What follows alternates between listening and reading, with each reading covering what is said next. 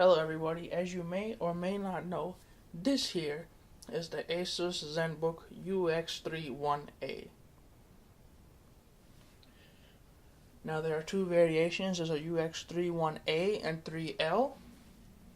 This is actually the L. It says A on the back, but it's the L. What the L means is that these keys right here are backlit, like a Mac, like any other high-end laptop, they are backlit.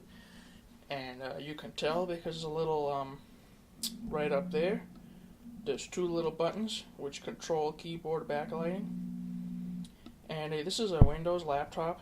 It's very thin, extremely thin, like MacBook Air thin. And that's why I am reviewing it, because I've had this for a year, and now I have a MacBook Pro. And I got to thinking, here's a Pro, that this here laptop may have an hour less battery,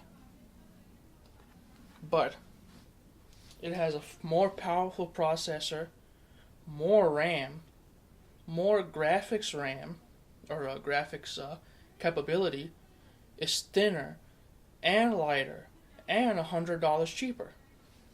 And even though I never used it, as a touchscreen, yes, the Mac does have a 15-inch Retina display, but this is a 13.3-inch Full HD touchscreen. So, what's the difference? Let's find out. So, despite this laptop being devilishly slim, it is very well made.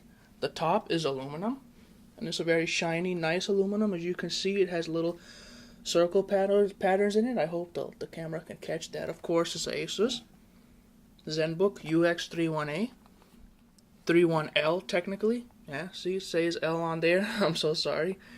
And it came with Windows 8, as you can see by the sticker. And it is unbelievably thin. Let's go make a little run around here.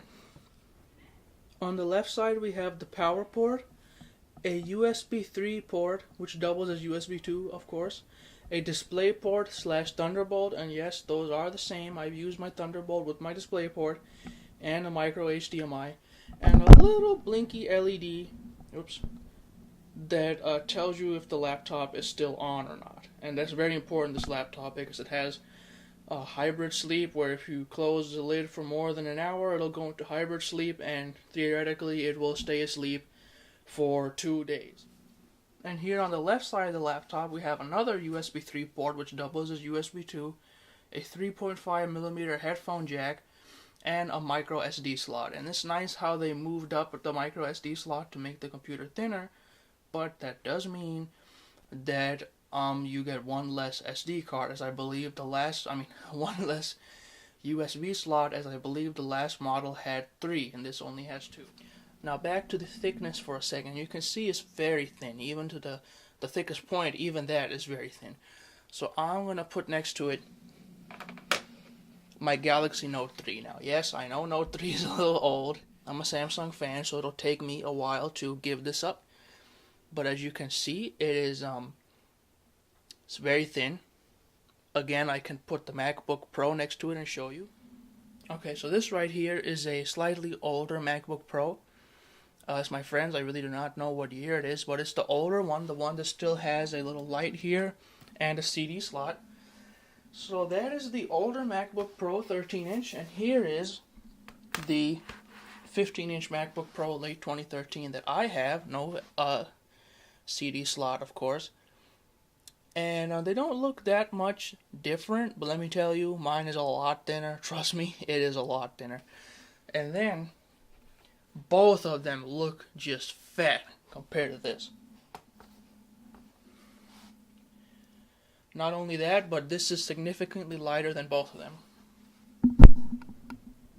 Now, I'm not really running a comparison between these two. I'm just showing you as an example, because as a student, I started with this, and I switched to this Mac, that's heavier and bigger. So as you can see here, even the screen is incredibly thin. It is very thin, like, look at that.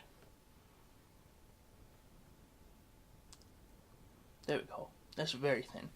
And the whole computer is very nice build quality. You can see here the screen barely wobbles. There's no play there. You know, I'm really tugging at it to make it wobble. I really am. See, I can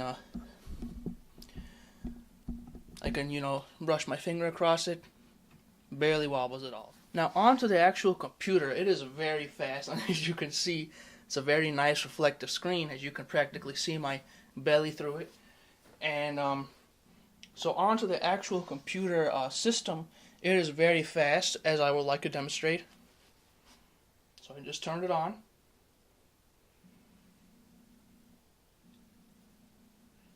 Done. It's not edited. This is how it starts.